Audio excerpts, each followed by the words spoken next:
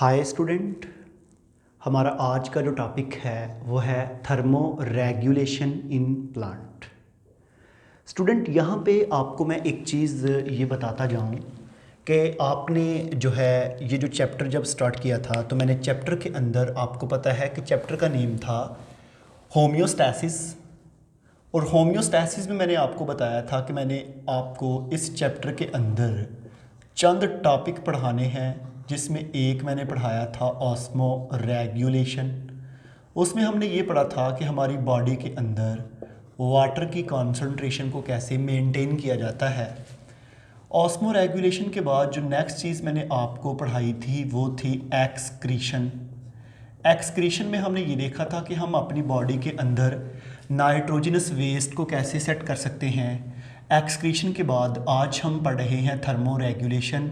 और स्टूडेंट, आपको मैं थर्मो रेगुलेशन का बता दूं, इसमें हमने ये देखना है कि हम अपनी बॉडी के अंदर टेम्परेचर को कैसे मेंटेन कर सकते हैं। जैसा कि अगर हम इस चीज़ की बात करते हैं, अगर मैं आपके साथ डिस्कस करूं, इसमें क्या चीज़ है कि भाई जैसा कि मेरी बॉडी है, मेरी बॉडी का 37 डिग्री टेम्परेचर है। क्वेश्चन ये है कि ये 37 जो है ये कैसे मेंटेन है, जबकि एक्सटर्नल इन्वायरमेंट का इंक्रीज़ हो रहा है या डिक्रीज़ हो रहा है। आपको पता है कि मई जून में जो एक्सटर्नल इन्वायरमेंट है वो बहुत ज़्यादा होता है, ठीक है, लेकिन हमारी बॉडी का फिर भी 37 है। और अब आपको पता है कि अब हमारे पास जो दिसंबर या जनवरी के मंथ हैं, इसमें हमारी बाहर का टेम्परेचर 5 पे, 3 पे, 1 पे, 2 पे माइनस में भी चला जाता है कुछ एरिया में, लेकिन बॉडी का टेम्परेचर हमारा फिर भी 37 है। तो ये हमने ये डिस्कस करना है कि एनिमल्स की बॉडी के अंदर टेम्परेचर कैसे मेंटेन रहता है। और उसके साथ साथ जो हमने आज मेन चीज़ देखनी है वो देखना है थर्मो रेगुलेशन इन प्लांट। तो स्टूडेंट, आपको मैं एक चीज़ बताऊं कि यहाँ पे ना एक बहुत सिंपल सा पॉइंट है जी, कंट्रोल सिस्टम। कि हमारी बॉडी के अंदर टेम्परेचर को मेंटेन करने के लिए कंट्रोल सिस्टम मौजूद होता है ना। जैसा कि एक्सक्रीशन के लिए भी डिफरेंट सिस्टम मौजूद थे हमारी बॉडी में, ऑस्मो रेगुलेशन के लिए भी डिफरेंट सिस्टम मौजूद थे हमारी बॉडी में, जो हमारी बॉडी में वाटर की कॉन्सेंट्रेशन को कंट्रोल करते थे। ज़्यादा हो गया है तो उसको रिलीज़ करवा दिया जाता था, कम हो गया है तो उसको दोबारा से बॉडी में अब्जॉर्व कर लिया जाता था, या हम पी लेते थे, ड्रिंक कर लेते थे, कुछ भी करते थे ना। बट हम यहाँ पे जिस चीज़ को देखेंगे, यहाँ पे जो आपको मैंने चीज़ बतानी है, एक तो ये है कि भाई टेम्परेचर को मेंटेन करने के लिए भी कंट्रोल सिस्टम होता है। और यहाँ पे एक वर्ड है कॉप। कॉप का मतलब होता है बर्दाश्त करना या मुकाबला करना किसी चीज़ का। कि या आप ना अपने एक्सटर्नल इन्वायरमेंट के साथ कैसे फाइट करते हैं, आप अपने एक्सटर्नल इन्वायरमेंट के साथ कैसे मुकाबला करते हैं, इन चीज़ों के बारे में। और जिस तरह के आपका इन्वायरमेंट जो है वो स्ट्रेस कंडीशन में है, उसमें जो है टेम्परेचर बहुत ज़्यादा हो जाए या उसमें टेम्परेचर जो है वो बहुत कम हो जाए, तो उसमें जो है आपकी जो एक्सट्रीम कंडीशन है वो माइनस टेम्परेचर के केस में या प्लस टेम्परेचर के केस में जो एक्सट्रीम कंडीशन है उसमें हमने ये देखना है कि प्लांट और एनिमल उसके साथ कैसे मुकाबला करते हैं, ठीक है। अब यहाँ पे अगर मैं आपको एक दो एग्जांपल्स से समझाना चाहूँ तो मैं आपको बताता हूँ कि स्टूडेंट, आपको पता है टैगा वर्ल्ड में जो नॉर्थ पोल है उससे पहले जो कनाडा रीजन है, ग्रीनलैंड है, जो उसके साथ जो टैगा रीजन है वो, या इसके अलावा साइबेरिया जिधर -40-50 तक टेम्परेचर भी होता है कुछ रीजन में, वहाँ पे भी प्लांट ग्रो करते हैं। इसके साथ साथ इसके अगर कंपैरिजन के केस में हम सहारा डेजर्ट को देख लें, और डिफरेंट डेजर्ट हैं दुनिया में, बल्कि पाकिस्तान के डेजर्ट की बात करें, पाकिस्तान में आप थल को देखें, चुलिस्तान को देख लें, थरपारकर को देख लें, तो इन तमाम के अंदर भी जो है टेम्परेचर +50 में भी 55 तक पहुंच जाता है। और बाज़ जगह पे या बाज़ औक़ात डिस्कस में ये भी आता है कि 60+ भी हो जाता है, ठीक है। 50-55 तक तो जो आम वैल्यू चलती है इसकी मई जून के मंथ में। तो यहाँ पे ये है कि वो वहाँ पे प्लांट मौजूद हैं, वो प्लांट कैसे इतने हाई टेम्परेचर या इतने लो टेम्परेचर को बियर करते हैं, असल में ये क्वेश्चन है, ठीक है। तो स्टूडेंट, हमारे पास ना फिर यहाँ पे आपको ये क्या मिल गया कि भाई आपके प्लांट हों, आपके एनिमल्स हों, वो अपने एक्सटर्नल इन्वायरमेंट के extreme condition high extreme condition या लो एक्सट्रीम कंडीशन जो है उसके साथ उसका कंपटीशन करते हैं, उसके साथ उसका मुकाबला करते हैं, और इस केस में वो प्लांट वहाँ पे प्रॉपर ग्रो करते हैं। तो जैसा कि स्टूडेंट अब हमने ये देखना है कि भाई प्लांट के अंदर ऐसी कौन सी अडेप्टेशन आई कि वो हाई टेम्परेचर और बहुत लो टेम्परेचर में अपने आप को एडजस्ट कर लेते हैं। मेरी बात को अंडरस्टैंड कर रहे हैं कि नहीं कर रहे हो ना? ओके, देखें यहाँ पे सबसे पहली बात है कि अडेप्टेशन इन प्लांट में हमने दो चीज़ों को डिस्कस करना है। एक हम देखेंगे हाई टेम्परेचर, कि वो प्लांट जो हाई टेम्परेचर में ग्रो करते हैं उनके अंदर कौन कौन सी ऐसी चीज़ है। दूसरे नंबर पे लो टेम्परेचर, वो प्लांट जो बिल्कुल लो टेम्परेचर पे ग्रो करते हैं उनके अंदर ऐसी कौन कौन सी स्ट्रैटेजी हैं जिसकी वजह से जो है वो प्लांट उन एरियाज़ में आराम से ग्रो कर जाते हैं। तो स्टूडेंट सबसे पहले मैं ना आपको हाई टेम्परेचर की बात करता हूँ, और हाई टेम्परेचर में यहाँ पे मैंने एक प्लांट का स्ट्रक्चर्स भी बनाया हुआ है। और आपको अगर आप सबको पता है, आप बल्कि इतने सीनियर स्टूडेंट हैं कि भाई हमारे पास जो है ये इसका लीफ होता है, और इस लीफ के साथ इसकी ये जो है ये स्टेम है, और स्टेम के साथ ये जो इसका पार्ट है ये रूट है। ओके, अब आपने जो चीज़ देखनी है, आपने जिस चीज़ के बारे में पढ़ना है, आपने जिस चीज़ को देखना है, उसमें क्या है कि भाई जब बहुत ज़्यादा हाई टेम्परेचर होता है, जब टेम्परेचर बहुत हाई हो जाता है, तो वो प्लांट को क्या नुकसान क्या हो सकता है। सबसे पहली बात ये है कि उन प्लांट में एंजाइम डीनेचर हो जाते हैं। आपने फर्स्ट ईयर का चैप्टर 3 एंजाइम वाला जब पढ़ा था तो मैंने आपको एंजाइम वाले चैप्टर में पढ़ाया था कि एंजाइम जो है ये वेरी सेंसिटिव इन नेचर होते हैं। थोड़ा सा टेम्परेचर इंक्रीज या डिक्रीज हुआ ये डीनेचर हो जाएंगे, क्योंकि इनका ग्लोब्यूलर स्ट्रक्चर होता है, वो स्ट्रक्चर डीनेचर हो जाएगा। जैसा कि हमारी बॉडी है, हमारी बॉडी का आपको पता है कि ऑप्टिमम टेम्परेचर 37 है। बहुत से केमिकल रिएक्शन जो हैं वो 37 पे होते हैं, एंजाइम मौजूद हैं, एंजाइम करते हैं। अब 37 से टेम्परेचर 38 39 हो सेल्सियस में, या 35 34 हो तो इंसान की डेथ हो जाती है, क्योंकि एंजाइम बेसिकली डीनेचर हो जाते हैं और वो केमिकल रिएक्शन भी नहीं करवाते और उनसे प्रोडक्ट भी नहीं बनती। तो स्टूडेंट ऐसे जो है हमने फिर एक तो ये हो गया भाई उस रीजन में वहाँ पे जो एंजाइम हैं वो डीनेचर हो जाएंगे, ठीक है। लेकिन अगला क्वेश्चन ये है कि भाई अगर वो एंजाइम डीनेचर हो जाते हैं हाई टेम्परेचर में, तो फिर हमें उन एंजाइम को सेव कैसे करना होगा। आखिर वहाँ पे कोई ऐसी चीज़ तो होगी कि जो उन एंजाइम को प्रोटेक्ट करेगी। यहाँ पे स्टूडेंट मैंने एंजाइम का स्ट्रक्चर भी बनाया है। इस तरह का आपने एंजाइम का स्ट्रक्चर जो है वो फर्स्ट ईयर में पढ़ा होगा कि इसकी ये एक्टिव साइट है, ये इसकी ग्लोब्यूलर साइट है। एक्टिव साइट पे कोई भी सबस्ट्रेट आकर अटैच होता है और वो कन्वर्ट हो जाता है प्रोडक्ट में, और अगर एंजाइम की एक्टिव साइट ही चेंज हो जाए तो वो आगे प्रोडक्ट में कन्वर्ट कभी भी नहीं हो सकता, ठीक है। अब स्टूडेंट यहाँ पे एक चीज़ है, ये जो हमारे पास एंजाइम डीनेचर वाला पॉइंट है ना, इसमें आपको ये पॉइंट तो क्लियर हो गया भाई एंजाइम डीनेचर हो जाता है। और यहाँ पे ना आपको मैं एक और पॉइंट आपके साथ डिस्कस करना चाह रहा हूँ। यहाँ पे मैं लिखता हूँ जी हीट शॉक प्रोटीन। मेरी इस पॉइंट को ज़रा आपने सुनना है। हीट शॉक प्रोटीन को जब भी आप इस चीज़ को देखते हैं, जब भी आप इस चीज़ की स्टडी करते हैं, इसमें आपने क्या चीज़ देखनी है, इसमें आपने क्या स्टडी करना है कि भाई बहुत से प्लांट, फॉर एग्जांपल ये मेरे पास प्लांट है। अब इस प्लांट के अंदर यहाँ पे ये मैं ब्लैक कलर से कुछ एंजाइम जो हैं वो लेबल कर देता हूँ, ब्लैक कलर से कुछ एंजाइम लिख देता हूँ। और आपको पता है कि जब इस प्लांट के लीफ पे सन की लाइट पड़ेगी, जब इस प्लांट के लीफ पे सन की लाइट पड़ती है तो अब आपको पता है लीफ के अंदर एंजाइम मौजूद हैं। जब लीफ में एंजाइम होंगे तो वो एंजाइम डीनेचर होने का चांस होता है। उस एंजाइम को प्रोटेक्ट करने के लिए ना उन प्लांट्स ने अपने अंदर एक प्रोटीन बना ली है जिसको बोलते हैं हीट शॉक प्रोटीन। अब हीट शॉक प्रोटीन का काम होता है उस एंजाइम को एम्ब्रेस कर लेना, उस एंजाइम को घेर लेना, उस एंजाइम को प्रोटेक्ट कर लेना। जैसा कि यहाँ पे मैंने एम्ब्रेस का वर्ड भी लिखा हुआ है, इसका मतलब यही होता है कि किसी चीज़ के गिर्द कोई घेरा सा बना लेना, जब किसी चीज़ के गिर्द घेरा बन जाएगा तो वो प्रोटेक्ट हो जाएगी। जैसा कि फॉर एग्जांपल मैं आपको बताऊं कि अभी मैंने ये कोट पहना हुआ है, ये क्यों पहना हुआ है, मैंने अपनी बॉडी को प्रोटेक्ट किया है ताकि मुझे बाहर से सर्दी कम से कम लगे। मीन के वो आपने हीट ट्रांसफॉर्मेशन प्रिंसिपल जो है वो फिज़िक्स में पढ़ा हुआ है कि बेसिकली मैंने इसको जो है अपने गिर्द जो इसको लपेटा हुआ है या पहना हुआ है, इसकी बेसिकली यही वजह है कि मैं बाहर के इन्वायरमेंट से बच सकूं, मैं इन्वायरमेंटल स्ट्रेस से प्रोटेक्ट हो सकूं।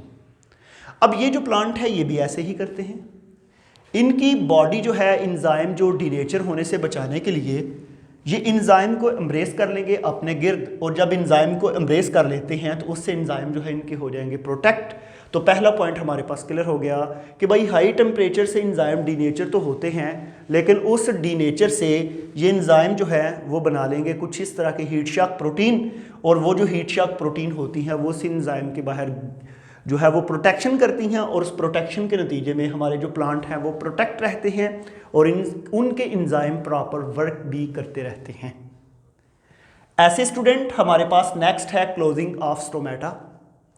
जब भी हम क्लोजिंग ऑफ स्टोमेटा की बात करते हैं, आप तमाम बच्चों को पता है कि भाई जब भी आप लीफ को देखें, लीफ के नीचे फॉर एग्जांपल मेरे पास ये पत्ता है, इसकी अपर एपिडर्मस, लोअर एपिडर्मस, इसमें छोटे छोटे पोर होते हैं, इसमें छोटे छोटे सुराख होते हैं जिनको हम बोलते हैं स्टोमेटा। अब याद रखिएगा मेरी बात को, यहाँ पे सुनिएगा ज़रा गौर से। भाई स्टूडेंट आपको पता है कि जब भी सन की लाइट प्लांट के लीफ पे पड़ेगी, आपको पता है कि यहाँ से वाटर वेपोराइज होगा। अगर वाटर वेपोराइज होता जाए इसी तरह, तो एक टाइम आएगा कि इस प्लांट के अंदर डिहाइड्रेशन होगी, और आप तमाम स्टूडेंट को ये भी पता है कि जब डिहाइड्रेशन होती है तो प्लांट की डेथ हो जाती है। उस नतीजे में प्लांट क्या करता है कि अपने स्टोमेटा को क्लोज कर लेता है। और यहाँ पे आपको एक चीज़ याद आ रही होगी, मैंने फर्स्ट ईयर के अंदर चैप्टर 13 जो पढ़ाया था गैशियस एक्सचेंज, उसमें मैंने एक टॉपिक पढ़ाया था फोटो रेस्पिरेशन। फोटो रेस्पिरेशन में मैंने यही बताया था कि भाई गर्मियों में जब प्लांट अपने स्टोमेटा को क्लोज कर लेते हैं तो प्लांट के अंदर जो है आपने पढ़ा था कि रबिस्को ऑक्सीजीनेज के तौर पे काम करता है। ठीक है, इस चीज़ के बारे में आपने पढ़ा हुआ है। बहरहाल ये है कि ये प्लांट ने क्या स्ट्रैटेजी लगाई, इन प्लांट के अंदर हाई टेम्परेचर में एक तो हीट शॉक प्रोटीन बन गई। हीट शॉक प्रोटीन के बाद अगला जो पॉइंट इसमें क्लियर हुआ कि इन्होंने अपने स्टोमेटा को बंद कर दिया ताकि वाटर जो है वो कम से कम वेपोराइज हो और डिहाइड्रेशन ना हो, और उस डिहाइड्रेशन के नतीजे में प्लांट की डेथ ना हो। एंजाइम एम्ब्रेस का मैंने बता दिया, हीट शॉक प्रोटीन का भी मैंने बता दिया है, और यहाँ पे एक इवेपोरेशन है। स्टूडेंट आपको एक चीज़ मैं बताऊँ कि जो ही स्टार्ट में सन की लाइट प्लांट के पत्ते पे पड़ेगी, स्टार्ट में प्लांट वेपोराइजेशन करेगा, मीन के अपने स्टोमेटा के ज़रिए पानी को निकालेगा, और आपको पता है एवेपोरेशन काज कूलिंग। जिस भी चीज़ में एवेपोरेशन होती है वहाँ पे हमेशा कूलिंग होती है। अक्सर आपने देखा होगा कि आप कभी नहाने के बाद फ़ैन के नीचे आके खड़े हों तो आपको सर्दी महसूस होती है। वो क्यों? क्योंकि आपकी स्किन से जितने भी वाटर मॉलिक्यूल्स होते हैं वो वेपर की फॉर्म में जब जो है वेपोराइज होता है वाटर, तो वो साथ ही हीट को लेके उड़ जाता है। जब वो हीट को लेके वेपोराइज हो जाएंगे तो उस दौरान क्या होगा कि आपकी बॉडी का टेम्परेचर कम होगा। सेम हमारे पास यही यहाँ पे ऐसे ही होता है कि स्टार्ट में प्लांट जो हैं वो एवेपोरेशन करते हैं, लेकिन एक रेंज के बाद जब वो इतनी ज़्यादा एवेपोरेशन कर लें कि उनकी बॉडी के अंदर उनको ये खदशा हो कि अब पानी की कमी हो रही है, वो साथ ही फिर क्या करते हैं, स्टोमेटा को क्लोज कर लेते हैं। और आपको ये भी पता है कि जब अगर वो प्लांट जो है इमैच्योर हों, वो प्लांट जो हैं अभी वुडी ना हों, अभी सीडलिंग स्टेज पे हों, या जिसको हम पनीरी कहते हैं अभी पनीरी हो, उस पे अगर सन की लाइट पड़ती है, एवेपोरेशन होती है, तो पत्ते जो हैं अक्सर विल्ट कर जाते हैं, मुरझा भी जाते हैं। और अगर आप उनको दोबारा से इरीगेट नहीं करते, दोबारा से पानी नहीं देते, या ये ड्यूरेशन लॉन्ग टर्म हो, गर्मी का ड्यूरेशन बहुत ज़्यादा हो, तो वो प्लांट की डेथ भी हो जाती है। तो स्टूडेंट यहाँ पे हमने जो अभी चीज़ या प्लांट की अभी जो स्ट्रैटेजी पढ़ी है, ये हाई टेम्परेचर के केस में पढ़ी है कि हाई टेम्परेचर हो तो प्लांट ये काम करेगा। उसमें आपने पढ़ा भाई एवेपोरेशन करता है, एंजाइम डीनेचर होने के चांस हैं, क्लोजिंग ऑफ स्टोमेटा करता है, और हीट शॉक प्रोटीन बनाएगा और एंजाइम को प्रोटेक्ट करेगा। तो ये सारी की सारी स्ट्रैटेजी किसमें आपने पढ़ी है? ये पढ़ी है आपने हाई टेम्परेचर में। इसके साथ साथ, इसको कंपैरिजन करने के साथ साथ, अगर हम देखें कि हमारे पास एक प्लांट है वो लो एरियाज़ में, लो टेम्परेचर एरियाज़ में ग्रो करता है, वो नॉर्दर्न एरियाज़ में पाकिस्तान में ग्रो करता है, वो नॉर्थ पोल पे है या साउथ पोल पे है, वो रशिया में है, वो कनाडा में है, वो यूरोप में के किसी ऐसी स्टेट में है जिधर टेम्परेचर बहुत लो होता है, तो वो प्लांट के अंदर क्या क्या स्ट्रैटेजी होंगी? क्योंकि ये जो मैंने बातें की हैं ये तो मैंने डेजर्ट की हैं, ये वो प्लांट है जो डेजर्ट एरिया में है। इसके अलावा भी बेशुमार इनके अंदर स्ट्रैटेजी हैं। मीन के इनके ऊपर क्यूटिकल लेयर बन जाती है, इनके अंदर पेरेन्काइमा सेल्स बन जाते हैं जो वाटर को स्टोर करते हैं। कैक्टस प्लांट जो है, थोर के अंदर जो आप कैरेक्टर देखें आप इनमें लिख सकते हैं कि इनके पत्ते का साइज़ कम हो जाता है, इनके स्टेम बड़े साइज़ के हो जाते हैं, स्टेम जो है वो फ्लैशी होते हैं। आपने कैक्टस का प्लांट जो है उसको देखा होगा, अपंशिया जो होता है जिसको हम छितर थोर कहते हैं, वो जो है उसमें आप इसकी एग्जाम्पल पुट कर सकते हैं और उसके कैरेक्टर आप इसमें लिख सकते हैं। उनके लीफ जो है वो स्पाइन लाइक होते हैं, वो नीडल की तरह के होते हैं, क्योंकि सरफेस एरिया जितना लीफ का कम होगा इवेपोरेशन उतनी ही कम होती है। तो ये सारी चीज़ें, उनके संकन स्टोमेटा होते हैं, जो मैंने आपको टेरेस्ट्रियल प्लांट के कैरेक्टर पढ़ाए थे इसी चैप्टर में ऑस्मो रेगुलेशन के अंदर। 3 तरह के आपने पौधे पढ़े थे ना, हाइड्रोफाइट, मीजोफाइट एंड ज़ेरोफाइट। तो ज़ेरोफाइट वही प्लांट थे जो टेरेस्ट्रियल थे, मीन के जो डेजर्ट में पाए जाते थे। तो ऐसे ही स्टूडेंट आप यहाँ पे देखें लो टेम्परेचर। अब हम उन प्लांट की बात करते हैं जो लो टेम्परेचर वाले एरिया में ग्रो करते हैं। इनमें हम देखते हैं कि इनमें क्या क्या चीज़ है, इनमें क्या क्या प्रॉब्लम्स हैं और ये कैसे कैसे जो है उसको कंट्रोल करते हैं। तो इसको समझाने के लिए ना मुझे एक चीज़ का ज़रा थोड़ा सा यहाँ पे करना पड़ेगा। मैं इसको ना यहाँ से थोड़ा सा अरेज कर देता हूँ और यहाँ पे इसको बना लेता हूँ।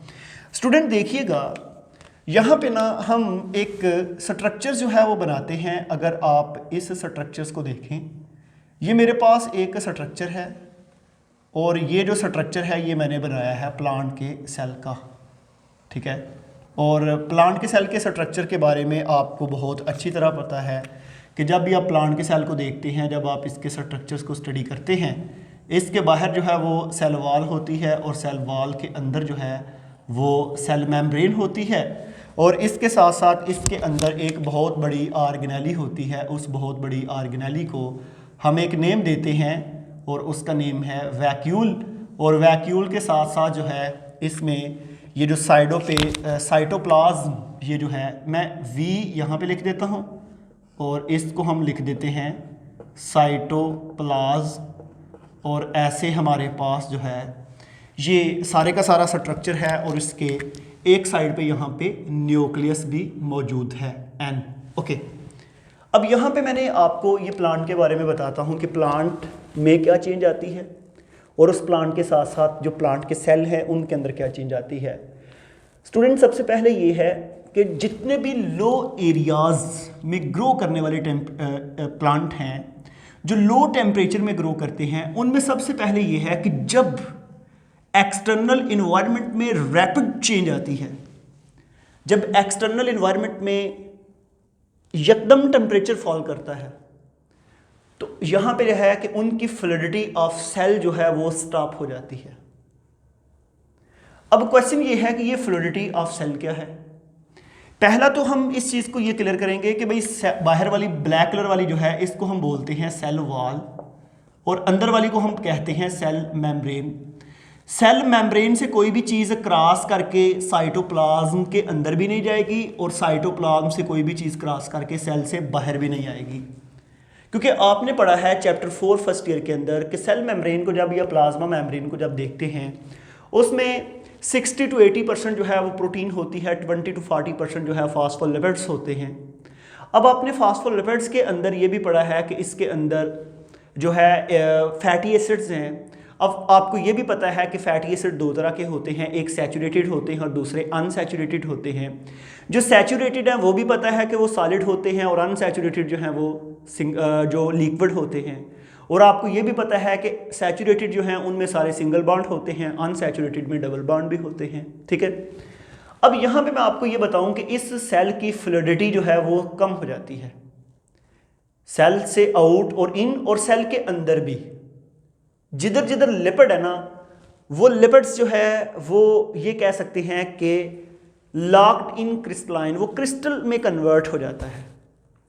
जब जो आपके फैटी एसिड्स हैं या लिपिड्स हैं वो क्रिस्टल में कन्वर्ट हो जाएगा तो आपकी वो इन एंड आउट या ट्रांसपोर्ट को लॉक्ड कर देता है। जब वो चीज़ों को लॉक्ड कर देगा तो उससे प्लांट की डेथ होने के चांस हैं।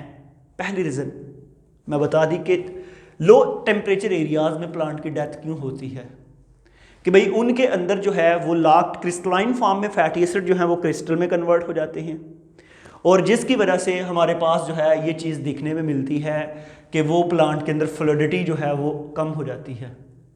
अब क्वेश्चन ये है कि इन प्लांट ने इस चीज़ को ओवरकम करने के लिए, इन प्लांट ने इसको जो है इसके साथ फाइट करने के लिए, या इन प्लांट ने इन एरियाज में जो है अब ये कह सकते हैं, बल्कि ये सूट होगा कि इन प्लांट ने ऐसे इन्वायरमेंट के साथ मुकाबला करने के लिए जिस जगह पे फैटी एसिड होता है वहाँ पे अनसैचुरेटेड फैटी एसिड की कॉन्सेंट्रेशन को बढ़ा दिया जाता है। और आपको ये भी बता दूं कि अनसैचुरेटेड फैटी एसिड जो है ये लिक्विड होते हैं और ये माइनस टेम्परेचर पे भी लिक्विड होते हैं। जैसा कि अगर मैं आपको बताऊं कि मेरे पास एक पानी है, पानी को आप रेफ्रिजरेटर में रखें तो वो फ्रीज कर जाएगा आधे घंटे के बाद या 1 घंटे के बाद या 1.5 घंटे के बाद, डिपेंड करता है कि आपने रेफ्रिजरेटर को, फ्रीज़र को किस जो है पैमाने पे सेट किया हुआ है।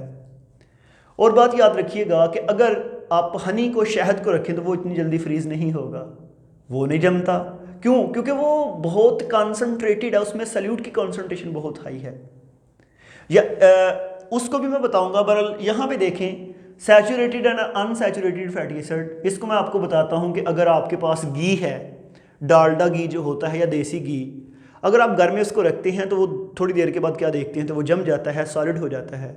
लेकिन आपको पता है कुकिंग ऑयल आप फ्रिज में भी रख दें वो फिर भी नहीं जमता, क्योंकि उसके अंदर अनसैचुरेटेड फैटी एसिड्स होते हैं। मोस्टली हम जो कैनोला ऑयल है और डिफरेंट किस्म के ऑयल जो है जो हम प्लांट से लेते हैं तो वो अनसैचुरेटेड हैं। तो पहली तो बात ये है कि इन प्लांट में उन जगह पे अनसैचुरेटेड फैटी एसिड की कॉन्सेंट्रेशन को बढ़ाया जाता है। उसके बाद एक चीज़ और मैं आपको बताऊं, आपने कुछ चीज़ें जो है आपने बड़ी डिटेल में पढ़ी हैं, साइटोप्लाज्म, प्रोटोप्लाज्म, प्रोटोप्लास्ट, और ये सारी चीज़ें जो हैं मैंने आपको पहले डिस्कस की हुई हैं फर्स्ट ईयर में ही। तो मैं ये आपको बताऊंगा, फॉर एग्जांपल देखें मेरे पास ये जितना भी प्रोटोप्लाज्म है, आपने पढ़ा था कि साइटोप्लाज्म प्लस न्यूक्लियस कहलाता है प्रोटोप्लाज्म। प्रोटोप्लाज्म के अंदर जो पानी है, अगर वो वाटर रैपिड चिलिंग मीन के यकदम टेम्परेचर लो होने की वजह से अगर यहाँ पे हमारे पास पानी जम जाए, वो जो पानी की नीडल होती हैं वो पूरे के पूरे प्रोटोप्लाज्म और प्लाज्मा मेम्ब्रेन को परफोरेट कर देती हैं, इनमें सुराख पैदा कर देती हैं, जिसकी वजह से हमारे पास अगर यहाँ पे प्लाज्मा मेम्ब्रेन में सुराख बन जाएंगे, उससे क्या होगा, सारे का सारा साइटोप्लाज्म बाहर को बह जाएगा और प्लांट की डेथ हो जाती है। क्योंकि स्टूडेंट आप एक चीज़ याद रखिएगा कि मेरे पास प्लांट का लीफ है ना, लीफ मीन के प्लांट के बाहर सेल वॉल है, सेल वॉल के ऊपर अगर आइस क्रिस्टल भी हो, बर्फ जम भी जाए तो उसका इतना नुकसान नहीं है। ज़्यादा मसला है प्लाज्मा मेम्ब्रेन का और साइटोप्लाज्म का। अगर साइटोप्लाज्म के अंदर वहाँ पे जमता है पानी तो उससे जो है प्रोटोप्लाज्म परफोरेट हो जाएगा और उससे हमारे पास जो है उसके बहने के चांस है और सेल की डेथ होने के चांस हैं। तो क्वेश्चन ये है कि हम साइटोप्लाज्म को क्या कोई ऐसी स्ट्रैटेजी लगाएं कि वो लो टेम्परेचर पे साइटोप्लाज्म के अंदर पानी जमे ना, उसको हम करते हैं सुपर कूल। सुपर कूल क्या है? ये ऐसे आप कह सकते हैं कि भाई हम उस पानी की कॉन्सेंट्रेशन को सल्यूट की कॉन्सेंट्रेशन के साथ इतना हाई कर देते हैं कि सल्यूट इतना कॉन्सेंट्रेटेड हो जाता है कि वो जमता नहीं। वही पानी और हनी की एग्जांपल कि आप एक हनी और एक पानी दोनों को एक ग्लास में रेफ्रिजरेटर में रख दें, पानी जो है वो 1 घंटे 2 घंटे के बाद जो है वो जम जाएगा, लेकिन जो हनी है वो तो 15 दिन तक भी नहीं जमता। ठीक है, कॉन्सेंट्रेटेड है, उसमें सल्यूट की कॉन्सेंट्रेशन बहुत हाई है। तो ऐसे हमारे पास जो ये चीज़ें जो हैं आपने इनको देखा, तो ये यहाँ पे मैंने प्लाज्मा मेम्ब्रेन का थोड़ा सा स्ट्रक्चर बनाया था कि भाई ये फास्फोलिपिड और इनके नीचे टेल होती हैं, इन टेल में मोस्टली अनसैचुरेटेड फैटी एसिड्स आ जाते हैं और इसके अलावा प्लाज्मा मेम्ब्रेन के अंदर उनकी डेपोजिशन हो जाएगी और जो सल्यूट हैं वो साइटोप्लाज्म के अंदर डिपॉजिट हो जाएंगे, जिसकी वजह से सुपर कूल सोल्यूशन बनाया जाता है और प्लांट को प्रोटेक्ट किया जाता है। इंतहाई आसान सा और सिंपल सा टॉपिक था।